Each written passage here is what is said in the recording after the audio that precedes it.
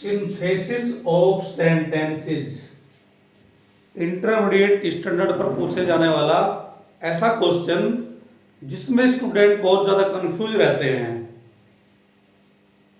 केवल intermediate standard पर ही नहीं, ये क्वेश्चन इंग्लिश कंपटीशन में भी स्टूडेंट को बहुत परेशान करता है। सबसे पहले समझ लेते हैं कि सिंथेसिस कहते किसे हैं। सिंथेसिस का मतलब होता है, सिंथेसिस का अर्थ होता है वाक्यों का संश्लेषण। इसमें दो या दो से अधिक सिंपल सेंटेंस का एक सिंपल कॉम्प्लेक्स या कंपाउंड वाक्य बनाते हैं।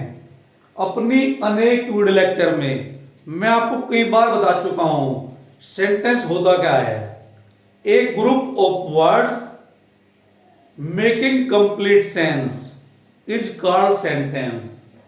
शब्दों का ऐसा समूह जिसका पूर्ण भाव निकलता हो वाक्य कहलाता है। इस क्वेश्चन में भी स्टूडेंट अधिकतर कंफ्यूज रहते हैं कि सेंटेंस के काइंड कितने होते हैं, सेंटेंस कितने प्रकार के होते हैं। कोई कहता है सेंटेंस 5 तरह के होते हैं, कोई कहता है सेंटेंस 6 तरह के होते हैं, कोई कहता है assertive, imperative, interrogative, exclamatory, optative 5 तरह के सेंटेंस होते हैं। ऐसा कुछ नहीं है, वो सिंपल सेंटेंस है 5 तरह के। मैं आपको बताने वाला हूं सेंटेंस के काइंड। सेंटेंस 3 तरह के होते हैं केवल। पहला होता है सिंपल सेंटेंस जिसे कहते हैं साधारण वाक्य। दूसरा होता है कॉम्प्लेक्स सेंटेंस जिसे कहते हैं मिश्रित वाक्य। तीसरा होता है कंपाउंड सेंटेंस जिसे कहते हैं संयुक्त वाक्य। तो जो आपका चैप्टर है ये सिंथेसिस ऑफ सेंटेंसेस, इसमें 2 या 2 से अधिक सिंपल वाक्य होगा, या तो एक सिंपल वाक्य बनाने के लिए आता है, या 2 या 2 से अधिक सिंपल वाक्य होगा, एक कॉम्प्लेक्स वाक्य बनाने के लिए आता है, या 2 या 2 से अधिक सिंपल वाक्य होगा, एक कंपाउंड सेंटेंस बनाने के लिए आता है। ये जो क्वेश्चन है ये ग्रामर के क्वेश्चन नंबर जो भी है उसके पार्ट बी में पूछा जाता है। पार्ट ए में डायरेक्टेड पूछे जाते हैं, पार्ट बी में सिंथेसिस पूछा जाता है। और इसके जो सेकंड पार्ट यानी कि पहले पार्ट में सिंपल बनवाता है, सिंपल का सिंपल, और दूसरे पार्ट में या तो कंपाउंड बनवाता है या कॉम्प्लेक्स बनवाता है। इससे पहले वीडियो शुरू करने से पहले मैं आपको तीनों वाक्यों की डेफिनेशन बता देता हूं। सिंपल वाक्य किसे कहते हैं, कंपाउंड वाक्य किसे कहते हैं, कॉम्प्लेक्स वाक्य किसे कहते हैं। तो ये बात क्लियर है कि सेंटेंस 3 तरह के होते हैं।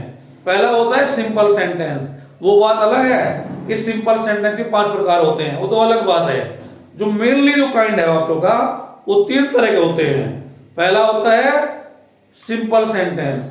किसे कहते हैं सिंपल सेंटेंस? जिस वाक्य में केवल एक ही फाइनिट वर्ब मुख्य क्रिया हो, एक ही फाइनिट वर्ब है, मुख्य क्रिया एक है, वो सिंपल सेंटेंस कहलाता है। जैसे सी गोज टू टेम्पल, इसमें गोज जो है वो फाइनिट वर्ब है, इसलिए सिंपल सेंटेंस है। दूसरा सेंटेंस देखते हैं, hearing the noise she woke up, शोर सुनकर वह जाग गई। प्रेजेंट पार्टिसिपल का वाक्य है, आइंदी फॉर्म का प्रयोग हुआ है, और इसमें वोक अप जो है वो फाइनिट वर्ब है, इसलिए सिंपल सेंटेंस है। तो जिस सेंटेंस में केवल एक ही फाइनिट वर्ब हो उसे सिंपल सेंटेंस कहते हैं। अब देख लेते हैं दूसरा काइंड, कॉम्प्लेक्स सेंटेंस, मिश्रित वाक्य।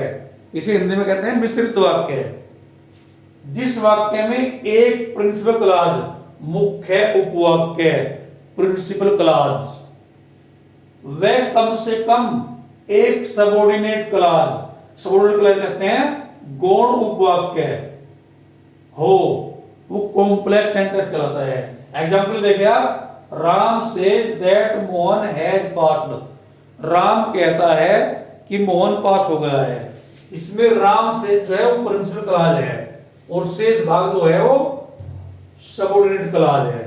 और सबऑर्डिनेट क्लॉज में 3 तरह की होती हैं, noun clause, adjective clause, adverb clause. इसमें जो है दैट का प्रयोग किया गया है, इसलिए जो बाद का भाग है ये नाउन क्लॉज है, सबऑर्डिनेट क्लॉज का नाउन क्लॉज है। अब देख लेते हैं तीसरा काइंड, कंपाउंड सेंटेंस। इसे कहते हैं संयुक्त वाक्य। जिस वाक्य में एक प्रिंसिपल क्लॉज, मुख्य उपवाक्य तथा कम से कम एक कोऑर्डिनेट क्लॉज हो, यानी कि अधीन वाक्य, वो संयुक्त वाक्य कहलाता है, कंपाउंड वाक्य कहलाता है, कंपाउंड सेंटेंस कहलाता है। इसका भी प्रकार देख लेते हैं। Ritu work hard so she passed. Ritu work hard, इसमें जो है वो प्रिंसिपल क्लॉज है, और सो शी पास्ड, सो इसमें प्रयोग हुआ है, सो कंजक्शन सो का प्रयोग किया है, इसलिए पास हो गई, ये कोऑर्डिनेट क्लॉज है। तो डियर स्टूडेंट, आज आप पढ़ने जा रहे हैं इंटरमीडिएट स्टैंडर्ड का बहुत ही अच्छा super duper topic, synthesis of sentence, वाक्यों का संश्लेषण, यानी कि इसमें दो या दो से अधिक सिंपल वाक्यों का एक सिंपल, एक कॉम्प्लेक्स या कंपाउंड वाक्य बनाने के लिए आता है। जब हम सिंपल वाक्य की बात करते हैं तो इसमें सबसे पहले बात होती है पार्टिसिपल की। पार्टिसिपल को हिंदी में कहते हैं करदंत, और ये तीन तरह के होते हैं। पार्टिसिपल तीन तरह के होते हैं। पहले मैं पार्टिसिपल के बारे में बता दूं। क्रिया का वह रूप जो एडजेक्टिव या नाउन का भी कार्य करता है, पार्टिसिपल कहलाता है। समझे बात? अब देख लेते हैं। सबसे पहला प्रयोग होता है इसमें बाय यूजिंग पार्टिसिपल। जब दो या दो से अधिक सिंपल वाक्यों का एक सिंपल वाक्य बनाते हैं तो सबसे पहले सामना करते हैं पार्टिसिपल का। वैसे कई तरह से बनते हैं, इन्फिनेटिव के द्वारा, बाय यूजिंग जिरंड और प्रीपोजिशन के द्वारा, बाय यूजिंग नॉमिनेटिव एब्सोल्यूट के द्वारा, लेकिन हम सबसे पहले बात कर रहे हैं पार्टिसिपल की। ये तीन तरह के होते हैं। पार्टिसिपल को हिंदी में करदंत कहते हैं। ये तीन तरह के होते हैं। पहला होता है प्रेजेंट पार्टिसिपल। प्रेजेंट पार्टिसिपल की पहचान क्या है?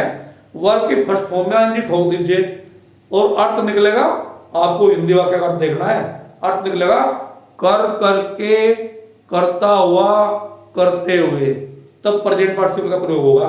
जिस तरह एक सेंटेंस लिखा हुआ है यहाँ, hearing the noise she woke up, शोर सुनकर वह जाग गई। इसमें आईएनजी फॉर्म हियरिंग का प्रयोग हुआ है और इसका मतलब निकला है सुनकर, यानी कि सुनकर। सभी शर्तें पूरी करनी है आपको। तो उसमें हियरिंग जो है प्रेजेंट पार्टिसिपल है। प्रेजेंट पार्टिसिपल की पहचान क्या है? इसमें वर्ब के आईएनजी फॉर्म का प्रयोग करते हैं और अर्थ निकलता है कर, करके, करता हुआ, करते हुए। एक सेंटेंस और देख लेते हैं प्रेजेंट पार्टिसिपल का। The fox saw a lion, लोमड़ी ने शेर को देखा। द फॉक्स रैन अवे, लोमड़ी दूर भाग गई। सीइंग ए लायन, शेर को देखकर। द फॉक्स रैन अवे, लोमड़ी दूर भाग गई। तो इसमें जो सीइंग जो पार्ट है, जो प्रेजेंट पार्टिसिपल है, तो इसमें आईएनजी फॉर्म का प्रयोग हुआ है और अर्थ निकला है देखकर, कर आया है। कर, करके, करता हुआ, करते हुए में एक आएगा, तो ये प्रेजेंट पार्टिसिपल है। एक वाक्य और बता रहा हूं आपको। आई सॉ ए गर्ल, मैंने एक लड़की को देखा। शी वाज स्माइलिंग, मैं मुस्कुरा रही थी। I saw a smiling girl, मैंने एक लड़की को मुस्कुराते हुए देखा, या मैंने एक मुस्कुराती हुई लड़की को देखा। तो इसमें क्या है? इसमें आईएनजी फॉर्म का प्रयोग करते हैं, अर्थ निकलता है कर, करके, करता हुआ, करते हुए, मुस्कुराती हुई, मुस्कुराते हुए। ING form present participle. अब देख लेते हैं past participle. Past participle Hindi वाक्यों के अंत में हुआ, हुई, हुए आता है, और जो आपके वर्ब की थर्ड फॉर्म है उसे पास्ट पार्टिसिपल फॉर्म कहते हैं, यानी वर्ब की थर्ड फॉर्म का प्रयोग होता है इसमें। अर्थ निकलता है हुआ, हुई, हुए। मेन बात क्या है? मेन बात आपको हिंदी अर्थ देखना है, हिंदी अर्थ देखना है आपको। हुआ, हुई, हुए, थर्ड फॉर्म। जिस तरह से आई फाउंड माई पेन, मुझे मेरा पेन मिल गया। The pen was lost, pen खो गया था। तो एक सेंटेंस क्या बनेगा? I found my lost pen, मुझे मेरे खोया हुआ पेन मिल गया। इसमें लॉस्ट जो है वो पास्ट पार्टिसिपल है, क्योंकि अर्थ निकल रहा है हुआ, हुई, हुए और थर्ड फॉर्म का प्रयोग हुआ है, तो ये पास्ट पार्टिसिपल है। अब देख लेते हैं परफेक्ट पार्टिसिपल। परफेक्ट पार्टिसिपल बहुत ही अच्छा अमेजिंग किस्म का पार्टिसिपल है। इसमें हैविंग का प्रयोग करके HAVING, हैविंग के बाद थर्ड फॉर्म ठोक देते हैं। पास्ट पार्टिसिपल केवल थर्ड फॉर्म ठोकते हैं, परफेक्ट में हैविंग के बाद थर्ड फॉर्म ठोकते हैं, और अर्थ निकलता है बाद या पश्चात। जिस तरह मैं आपको एग्जाम्पल दे रहा हूं, Mohan took his food, Mohan ने खाना खाया। He went to his office, वह ऑफिस चला गया। तो क्या करेंगे? हैविंग टेकन हिज फूड, खाना खाने के बाद Mohan went to office, Mohan office चला गया। तो इसमें हैविंग टेकन जो है वो परफेक्ट पार्टिसिपल है। इसमें हैविंग के बाद थर्ड फॉर्म ठोकते हैं और अर्थ निकलता है बाद या पश्चात। एक एग्जांपल और देख लेते हैं इसका। ही फिनिश्ड हिज वर्क होमवर्क, उसने अपना गृह कार्य पूरा किया। ही वेंट अवे, वह दूर चला गया। हैविंग फिनिश्ड हिज होमवर्क, गृह कार्य पूरा करने के बाद ही वेंट अवे, वह दूर चला गया। इसमें हैविंग फिनिश्ड जो है वो परफेक्ट पार्टिसिपल है।